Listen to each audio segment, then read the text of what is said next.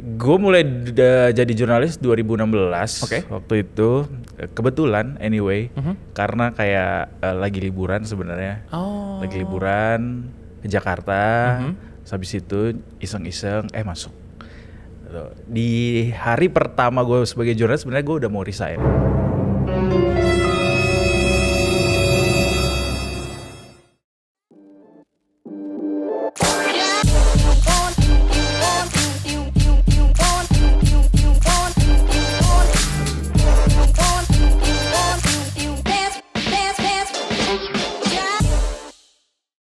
Halo sahabat Miraya Aset, kembali lagi bersama Reza Al-Kadri dan selamat datang di Bicara Uang. Boleh tepuk tangannya?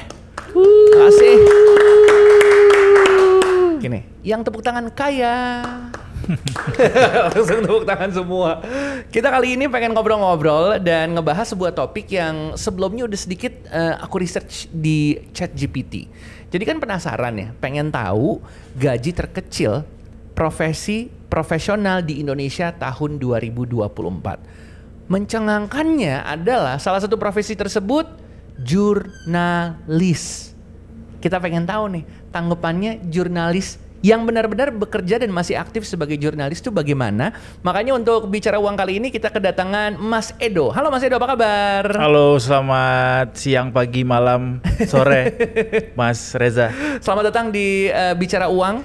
Pastinya kita pengen ngobrol-ngobrol soal topik yang tadi baru gue tease dikit ya. Tapi sebelum kita masuk ke topiknya nih, mungkin pengen tahu dulu sampai sekarang menjadi jurnalis itu cerita awalnya gimana sih? Waduh, cukup nggak durasinya? Boleh, kita siapin 2 jam. Gue udah ada berapa liputan sejauh ini? Gue mulai jadi jurnalis 2016. Oke. Waktu itu kebetulan anyway, karena kayak lagi liburan sebenarnya. Oh. Lagi liburan ke Jakarta. Habis itu iseng-iseng masuk. Di hari pertama gue sebagai jurnalis sebenarnya gue udah mau resign. Oke, karena ternyata karena papaan ini pekerjaan ini gitu. Gue disuruh nanya harga bawang, harga cabai segala macam. lo datang ke pasar gitu? Datang ke pasar induk waktu itu, Kramat Jati, to be exact. Terus gue bilang, ngapain gue nanya-nanya harga bawang hari ini, kemarin, dan besok gitu, akan kayak gimana gitu kan. Waktu itu gue berangkat dari perspektif orang yang gak ngerti itu jurnalis itu apa sebenarnya. Walaupun gue juga baca-baca media juga, cuma yang gak banyak berita politik atau ekonomi gitu kan. Nah tapi long story short, akhirnya tetap sampai hari ini gue masih jadi jurnalis dan jalan 9 tahun jadi jurnalis masih tetap menjadi profesi yang menyenangkan sih buat gue. Kalau boleh tahu berarti lo dari awal sudah di detik.com atau sebelum-sebelumnya ada dari media awal? lain? Dari awal. Lulus gue langsung ke Detik. Oh, lulus di tahun 2016. 2015. Oh, 2015 akhir lulus. tahun ya, habis itu 2016-nya. Dari Jakarta atau luar Jakarta kalau boleh luar tahu? Jakarta. Oh, Usda. Dari mana Usdanya? Dari Pekanbaru. Oh, dari Pekanbaru. Iya. Pekanbaru datang ke Jakarta. Yes. Berarti fresh graduate dari luar kota. Betul. Datang ke Jakarta langsung bekerja sebagai jurnalis. Betul. Dari 2016 sampai sekarang nggak menyesal dong? Kayaknya kalau gue masih ada di sini nggak nyesal ya. Oke, berarti fresh ya, masih seger, masih senang untuk bekerja sebagai jurnalis ya? Setiap hari selalu ada mantra supaya gimana caranya supaya bisa fresh gitu setiap hari. Yaitu adalah uang. Itu adalah uang, betul. Bicara Nih, uang. kita ngomongin soal data yang gue baru tahu dari ChatGPT, balik lagi ya. Ini disclaimer, ini ChatGPT yang ngasih tahu infonya ke gue. Kalau salah satu profesi profesional dengan gaji terkecil di Indonesia tahun 2024 adalah jurnalis. Kita pengen tahu dulu tanggapan lo. Setuju atau enggak sebenarnya soal ini? Ngomong gaji itu relatif sih ya. Oke. Apalagi ngomong soal uang juga relatif sebenarnya. Tapi kalau dibilang dia terkecil apa nih dibandingkan profesi yang mana nih gitu. Tapi kalau ChatGPT bilang gitu ya nggak apa-apa. Kecil kalau misalnya dihadapkan pada acuannya adalah mungkin beban kerjanya besar atau tantangannya gede, risikonya tinggi. Ya bisa jadi iya, bisa jadi enggak sih. Resiko tuh maksudnya resiko kayak gimana sih? Karena kan jurnalis tuh punya risiko bertemu dengan banyak orang, meliput banyak sekali kejadian. Seperti pedagang bawang. Iya. Betul, pedagang cabai. Pedagang cabai. Sampai pedagang manusia juga ada. Perdagangan. Alias human trafficking. Ada. Ya kan jurnalis investigasi juga termasuk iya, bagiannya itu. Gitu. benar. Jadi ya macam-macam sih, jurnalis juga kan macam-macam sebenarnya. Ada yang liput di bidang ekonomi, politik, entertainment, budaya segala macam gitu. Ya risikonya banyak untuk bisa menjaga bahwa berita yang kita sampaikan itu selalu dari sudut pandang masyarakat untuk kepentingan masyarakat gitu. Sementara kan apa yang kita liput juga melibatkan banyak sekali kepentingan lainnya gitu, sehingga itu jadi risiko buat kita di lapangan gitu. Berarti gini, dari yang lo lihat ya, resikonya yang tadi lo ceritain dan gajinya yang didapat, contohnya di tahun 2024 ini, kita nggak usah ngomong nominalnya, tapi sebenarnya menurut lo, pandangan lo pribadi gitu ya, apakah gaji jurnalis di Indonesia sudah cukup? Belum. Bismillah naik gaji ya. Jadi kita pengen tahu, kalau kita harusnya berapa yang cukup? Lagi-lagi cukup nggak cukup tuh relatif, tapi Oke. memang kalau bicara soal background industri media di Indonesia, rata-rata yang kerja di media memang untuk profesi jurnalis tuh ujung tombak kan, dia paling bawah gitu. Reporter memang bisa dikategorikan dia kecil kalau dibandingkan sama profesi-profesi lainnya gitu. Yang untuk kategori misalnya lulusannya minimal S1 gitu, sarjana. Tadi pertanyaannya apa soal itu, setuju apa enggak? Bisa setuju bisa enggak sih? Bisa setuju bisa enggak. Oke, tapi kan pengalaman lo pribadi gitu ya, lo adalah jurnalis yang udah 9 tahun lebih berada di dunia ini gitu ya. Dengan gaji yang katanya ChatGPT ini relatif rendah gitu ya, lo sebagai jurnalis ngatur keuangannya agar bisa menuhin kebutuhan hidup sehari-hari gimana? Banyak cara sih ya, maksudnya standar aja sebenarnya ngatur hidup, nggak karena jurnalis gue harus begini. Memang berdasarkan isi kantong kita harus tahu gimana caranya ngatur duit, apalagi bicara soal di Jakarta gitu. Misalnya, let's say misalnya kalau profesi yang lo miliki punya gaji yang kecil di Jakarta, nggak bisa kayaknya kalau di Jakarta tuh mengandalkan cuma dari satu sumber ya. Alias lo harus punya banyak jalan tikus untuk bisa jalan tikus maksudnya sumber-sumber pendapatan lainnya untuk bisa menyokong hidup lo di kota sebesar ini gitu. Side hustle ya? Side hustle. Dan lo melakukan itu juga?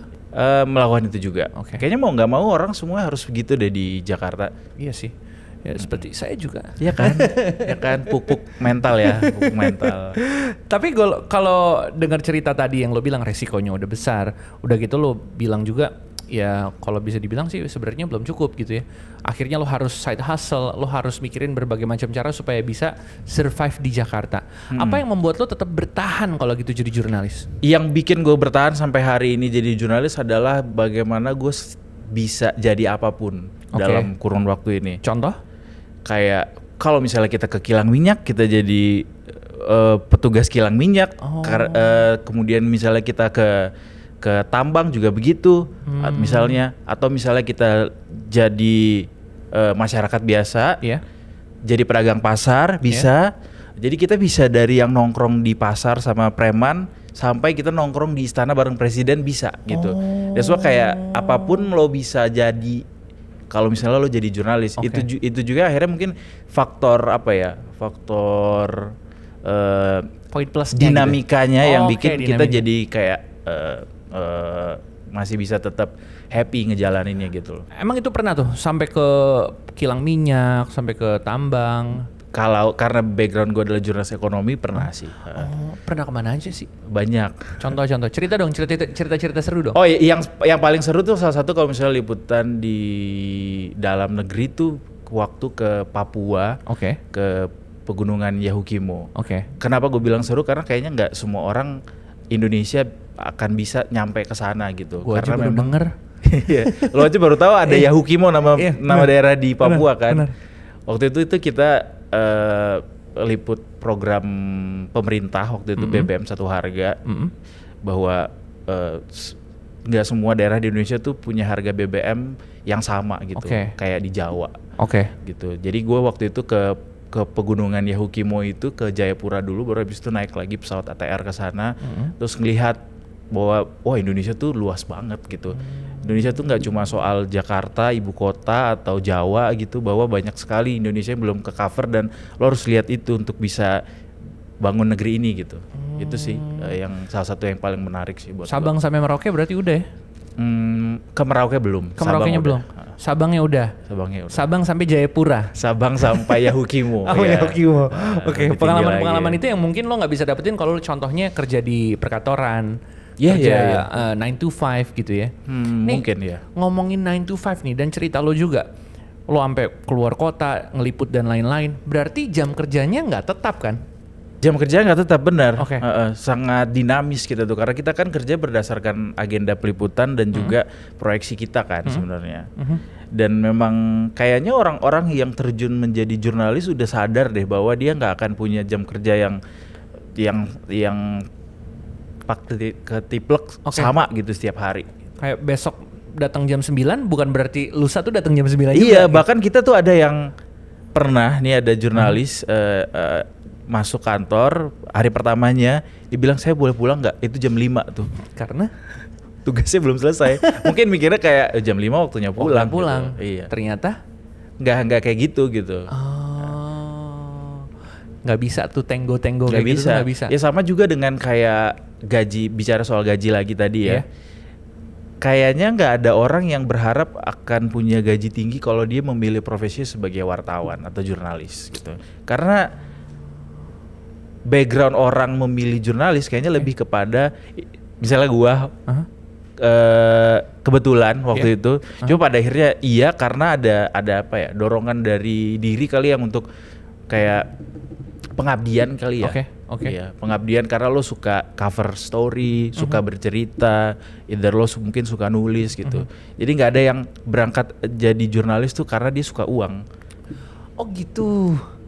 Nggak ada yang karena suka uang. Nggak ada kayaknya. Oke. Kayak harusnya sih nggak ada ya. Karena kalau lo suka uang jadi jurnalis bahaya sih. Karena bisa jadi tidak kredibel. Karena itu banyak sekali konflik kepentingan yang yang crossing gitu di situ. Karena lo kan jadi tangan panjangnya masyarakat untuk cari tahu cover stories gitu kan. Sehingga kita selalu tuh dikasih tahu kalau apapun yang lo tulis beritanya, POV-nya harus selalu dari masyarakat karena kita bekerja buat kepentingan orang banyak gitu. Oke. Kita ngomongin soal hal ini. Berarti itu jadi salah satu tantangan terbesar juga ya di satu sisi. Jurnalis mungkin bisa mendapatkan uang banyak. Tapi ada tantangan lain harus tetap kredibel. Exactly. Oke, cara menjaganya gimana supaya tetap kredibel? You gotta be the best that you can be gitu. Oke. Menurut gua ya walaupun semua pekerjaan harus gitu ya, you gotta be the best of you gitu ya. Kayak kata Foo Fighters kan. Iya. Oke. Ini ketahuan umurnya nih Foo Fighters. Banyak Gen Z lah yang tahu Foo Fighters. Anyway, soal itu tadi gimana caranya gue bisa menjaga kredibilitas, sekaligus gue juga masih bisa tetap mengandalkan profesi ini sebagai kehidupan lo gitu, penopang kehidupan lo. Ya itu jadi yang terbaik gitu. Kalau lo bisa menjalani profesi itu jadi yang baik, lo akan dipakai dimanapun dan dibutuhkan dimanapun. Dan no wonder kalau misalnya orang akan mencoba kayak hukum ekonomi aja, supply demand. Kalau lo jadi yang terbaik, kemudian demandnya banyak, otomatis value lo juga akan naik gitu. That's why walaupun profesi jurnalis sekarang banyak banget media kan dan banyak sekali dibutuhkan juga. Kalau lo memang bagus di situ dan bisa kasih yang paling bagus, pasti juga orang akan hargai lo tinggi gitu. Oke, jadi tergantung value kita masing-masing ya. Betul. Dan nggak semuanya bisa diukur dengan uang berarti gitu. Apanya nih profesinya? Iya, untuk menjadi jurnalis konteksnya iya. Oke, lo dapet tekanan psikologis gitu nggak sih kayak, wah di satu sisi gimana caranya ya? Boleh cerita nggak tapi? Boleh dong. Gimana tekanan psikologis yang mungkin muncul gara-gara harus kredibel, harus ngeliput berita-berita yang sensitif atau resikonya tinggi. Contoh dari kasus kriminal, politik mungkin atau bencana alam gitu. Gua sendiri karena memang dari awal jadi jurnalis ekonomi ya, tekanannya mungkin lebih ke pemilihan angle misalnya. Contoh? Ya kita ngeliput berita, kita perusahaan ini kasih angle seperti ini, terus kan kita POV-nya selalu dari masyarakat gitu kan, kita mau tahu kritiknya seperti apa. Jadi itu paling itu sih yang bahwa kayaknya judulnya mendingan yang ini deh, atau angle-nya mendingan yang ini, sehingga itu jadi pressure buat kita. Tapi kan kita kalau kita tahu bahwa kita bekerja dengan kode etik jurnalistik yang benar, nggak harus takut untuk menghadapi tekanan itu, karena kita juga dilindungi sama undang-undang kan profesinya. Ini berarti dari obrolan kita yang baru sebentar ini ya, gue bisa menyimpulkan berarti lo adalah orang yang teguh pada pendirian lo, nggak ngomongin soal uang terus gitu ya. Ini ngomongin soal gimana caranya lo bisa kredibel, gimana caranya bisa memberitakan sesuatu yang POV-nya dari masyarakat. Tapi kan namanya masyarakat juga butuh uang. Betul. Nggak bisa selamanya idealis kita tuh. Iya sih, benar. Nah, yang gue pertanyakan adalah gini, lo jadi seorang jurnalis ya, side hustle-nya tuh ngapain, yang berhubungan sama jurnalistik juga kah, atau mungkin side hustle lain? Bisa pada umumnya biasanya yang berhubungan sama jurnalis ya, tulis menulis gitu, atau mungkin kalau zaman dibawa ke konteks zaman sekarang, content creator juga bisa bantu urusan produksi konten gitu misalnya. Kan banyak sekali tuh yang dibutuhkan tenaga rekan-rekan media yang juga, karena sekarang seiring berkembangnya digital, banyak tuh yang kayak gitu-gitu. Copywriter juga termasuk. Banyak sih freelance yang lo masih bisa tetap jalankan, tidak melanggar kode etik jurnalistik, selama itu tidak melanggar kode etik jurnalistik yang dipegang gitu. Banyak ya, dan gak cuma soal itu, mungkin banyak yang lain juga gitu. Misalnya beberapa kali juga kayak misalnya lo bisa jadi talent juga, bisa jadi gitu. Pokoknya be the best that you can be, mestinya akan ada yang bisa ngelirik potensi lo itu sih gitu. Side hustle-nya nggak kayak nabung saham gitu, nggak ada? Termasuk dong. Tapi itu I don't consider nabung saham sebagai side hustle sih. Itu kan investasi ya. Berarti buat masa depan, tabungan buat masa depan. Jadi ya side hustle-nya kerja itu tadi dilipat ganda, bukan dilipat ganda kan sih. Kemudian ditabung dan dijaga nilainya dengan investasi. Penting gitu. Ini. Penting jadi, dong. Kesadaran sesama jurnalis kalau bisa investasi juga gitu kan. Bener. Gue selalu ditanya kalau misalnya gue bisa balik lagi ke umur, coba. Ketika gue remaja dan sekolah. Yang itu adalah 5 tahun lalu kan. Betul. Gue selalu bilang lo harus start nabung sedini mungkin, start investasi sedini mungkin, selalu itu. Coba kalau dari 5 tahun lalu lo udah nabung, mungkin sekarang udah bisa lebih mapan. Iya kan? Iya, tentu. Time is money itu that's real true sih. Ngutip omongan lo tadi, kalau mau kaya jangan jadi jurnalis.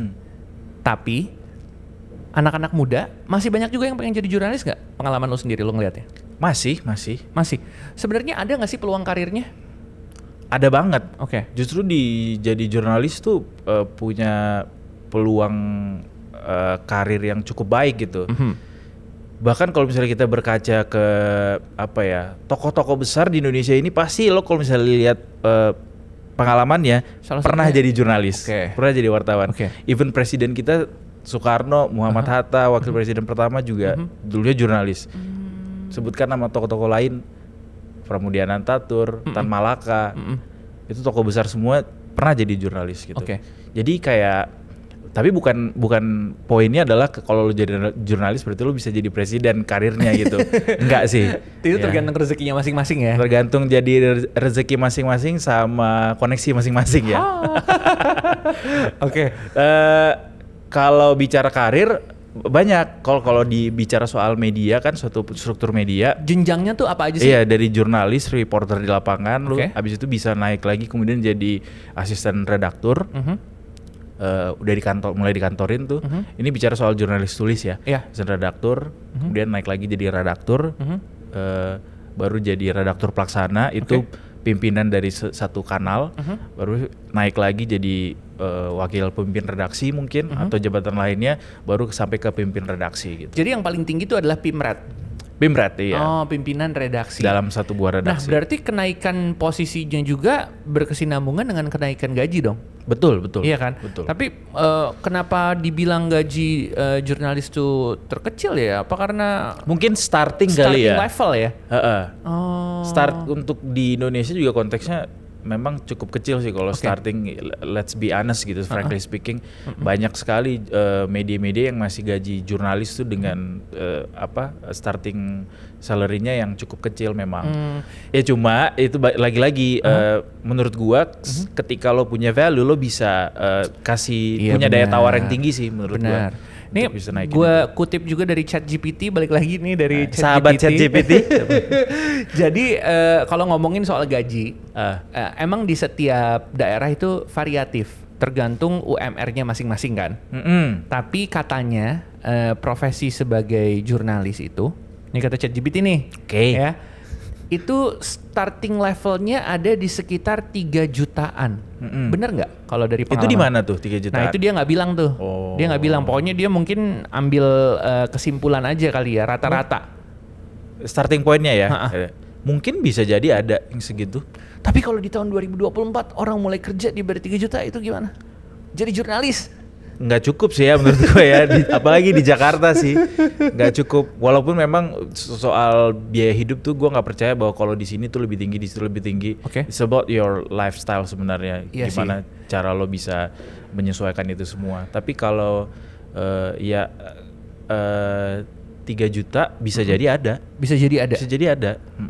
Apa yang karena kan media banyak banget dan kemampuan media dan itu semua ditentukan sama banyak faktor sih, termasuk kemampuan medianya, siapa pemiliknya, cakupannya juga seperti apa. Dan tupoksi pekerjaannya apa, banyak banget. Jadi untuk yang hire dan ngegaji cuma 3 juta, tanggapannya silakan. Naikin dong atau resign aja menurut gua mah. Tapi it's not that easy untuk bilang resign ya. Respect untuk semua teman-teman yang saat ini masih tetap bekerja meskipun dengan gaji kecil, karena memang sekarang ekonomi lagi sulit. To be honest, deflasi 5 bulan berturut-turut kita deflasi, belum lagi PHK di mana-mana gitu kan. Jadi kayak ya keep fighting guys, semangat. Ini ngomongin soal keuangan dan juga jurnalis ya. Gue pengen tahu aja dari posisi lo berhadapan dengan teman-teman jurnalis juga, dan kebetulan lo ngeliputnya yang berhubungan seputar finansial, ekonomi gitu ya. Nah, penting nggak sih sebenarnya literasi keuangan buat teman-teman jurnalis? Penting banget. Kenapa? Apalagi gajinya kecil. Iya, ya mau gaji kecil mau gaji besar juga sebenarnya semuanya harus tahu sih soal gimana caranya ngatur keuangan gitu ya. Bagaimana uang ini bergerak, gimana caranya kita bisa jaga nilai uang, itu penting banget literasi kita tahu, harus kita tahu. Nah, tapi lo sendiri suka kayak mengedukasi teman-teman lo mungkin seputar pengelolaan keuangan sih khususnya? Enggak cuma teman-teman gua, seluruh masyarakat Indonesia gua edukasi. Iya betul kan? Iya, portal beritanya bener. Portal beritanya kan ekonomi. Selalu. Gue selalu bilang ke teman-teman, ke readersnya kita juga bahwa start invest now gitu. Mulai investasi dari sekarang.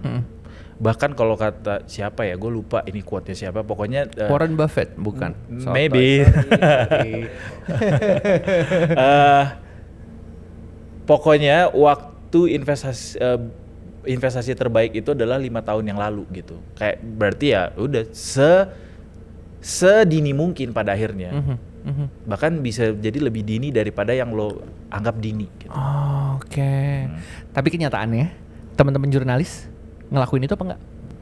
Gue nggak tahu sih ya, nggak ada datanya juga soalnya. Menurut pengalaman teman-teman di sekitar lo aja? Harusnya, gue bicara konteks dari circle gue aja deh ya, jurnalis ekonomi. Harusnya sih mereka melakukan itu karena selalu diliterasi soal itu kan. Kayak terbentuk kalau kata Tan Malaka. Quotes-nya bahaya nih. Terus ngomongin soal kalangan jurnalis juga, mereka pada nyiapin dana darurat, investasi jangka panjang, itu terus mereka rata-rata pikirin gak sih? Kayak di lingkup lo aja? Semoga mikirin ya, karena itu penting banget. Soal bagaimana lo punya dana darurat, investasi, tabungan gitu. Walaupun sekarang banyak yang makan tabungan. Gara-gara judi online kali ya? Enggak sih, nggak ada jurnalis yang main judi online, hopefully. Tapi maksudnya soal makan tabungan tadi itu emang jadi fenomena sekarang karena memang ekonomi lagi slow down kan. Jadi itu penting banget soal literasi keuangan tadi, dan hopefully teman-teman semua udah praktikin sih. Walaupun banyak faktor yang akhirnya membuat apakah rutin, apakah reguler gitu. Iya. Tapi kalau jurnalis sendiri tuh pendapatannya sebenarnya stabil apa nggak stabil? Stabil lah, kan kita ada gaji tetap. Ada gaji tetapnya. Dan dana-dana penyokong lainnya ada apa nggak? Ada tunjangan, kesehatan, pensiun juga ada. Jadi ya tergantung gimana lo sendiri manage-nya gitu ya? Tentu. Oke. Tentu uang tuh it's about how you deal with it gitu. Emang anak finansial beda sih cara ngomongnya.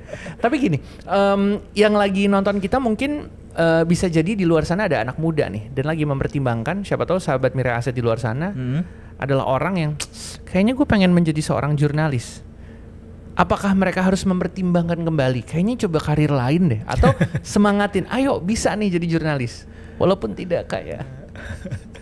Ya kalau lo cari kekayaan jangan jadi jurnalis emang sih, atau lo pengen cari kemewahan atau kenyamanan jangan jadi jurnalis, karena banyak sekali ketidaknyamanan ketika jadi jurnalis. Lo punya tekanan sana sini, lo pasti ditekan, selain ditekan dari orang-orang berkepentingan, lo juga pasti ditekan sama kantor karena harus kirim berita secepat mungkin. Ada deadline.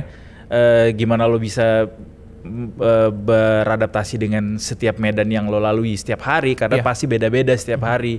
Jadi kalau nyari kenyamanan, kemewahan, kemudahan jangan jadi jurnalis. Tapi kalau nyari tantangan, nyari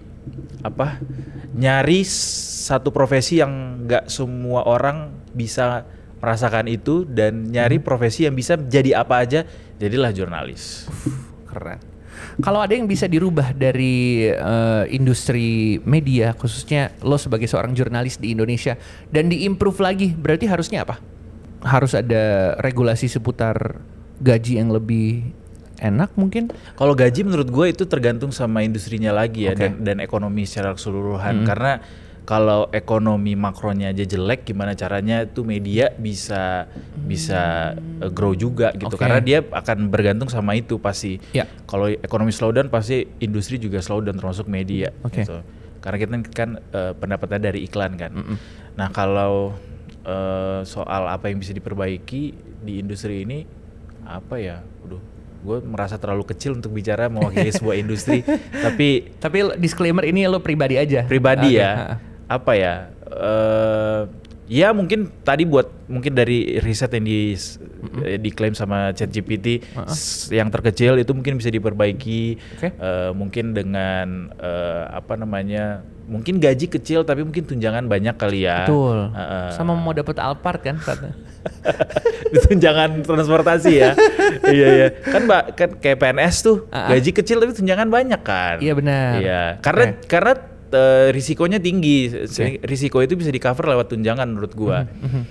Itu terus tapi itu lagi-lagi tergantung sama kebijakan perusahaan sih. Gue cuma berharap hak-hak jurnalis itu dipenuhi, bagaimana dia bisa diamankan soal kesehatannya. Pokoknya hal-hal yang ada di Undang-Undang Ketenagakerjaan, bagaimana sebuah profesi itu harus dilindungi hak ketenagakerjaannya, kesehatannya, masa depannya, which is dana pensiun itu di cover semua sama perusahaan. Jangan sampai ada yang nakal. Nakal. Karena masih ada yang nakal ya? Pasti masih ada yang nakal. Bahkan kayaknya nggak cuma di media doang, banyak perusahaan pasti ada yang coba-coba nakal gitu. Jadi, sebutin 3 perusahaan yang nakal. Nggak. Dan untuk kesejahteraan jurnalis juga intinya ya? Tentu untuk kesejahteraan jurnalis, karena itu tadi risiko dia dalam bekerja itu kan cukup tinggi ya. Dan mudah-mudahan semuanya kan itu memang udah ada aturannya gitu, bukan kita bikin-bikin juga. Sudah ada aturannya, ada undang-undangnya. Mudah-mudahan semua perusahaan comply sama itu, aturan itu. Jadi buat teman-teman jurnalis mungkin yang belum di cover soal itu, ya bisa bersuara aja gitu. Kalau bisa tantangan resikonya sesuai dengan yang dihasilkan juga. Tentu. Itu dia bisa. Mas Edo, makasih banyak ya udah ngobrol-ngobrol. Udah nih. Mau lagi? Ya. Mau lagi? Bisa. Oke, kalau gitu sebutin gaji Nama-nama ikan. Gak usah. Sepeda. Ada yang pengen disampaikan mungkin buat teman-teman sahabat Mirai Aset? Apa ya? Sahabat Mirai Aset, Yap.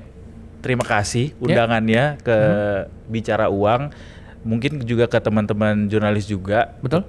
Tetap Iya. semangat meskipun mungkin ada yang gajinya kecil karena gaji itu pasti beda-beda di perusahaan ya. Oke. Tapi itu tadi kuncinya adalah be the best that you can be. Oke. Mestinya apa yang lo punya itu bisa dihargai lebih tinggi lah sama sekitar lo. Oke. Terakhir, harapannya gajinya naik berapa persen? Lebih tinggi dari inflasi pokoknya. Lebih tinggi dari inflasi. Lebih tinggi dari inflasi. Iya. Oke, Tapi menarik. kan deflasi ya. Mas Edo, makasih banyak udah ngobrol-ngobrol dan Thank you, memberikan Mas. insight seputar jurnalis di Thank you. Indonesia. Kalau mau kenal lebih jauh, boleh follow-follow di mana nih di sosial media? Gak usah lah. Nggak usah. Sosial media, jurnalis bahaya kalau punya sosial media di spill ntar. Itu dia obrolan kita barengan sama Mas Edo, seorang jurnalis dari detik.com Yeah. yang berurusan dengan finance ya, Detik Finance ya. Betul. Oke, sampai ketemu lagi di episode berikutnya dari Bicara Uang bersama Reza Al-Kadri. Terima kasih banyak. Thank you Mas Edo. Thank you Mas Reza. Thanks for having me.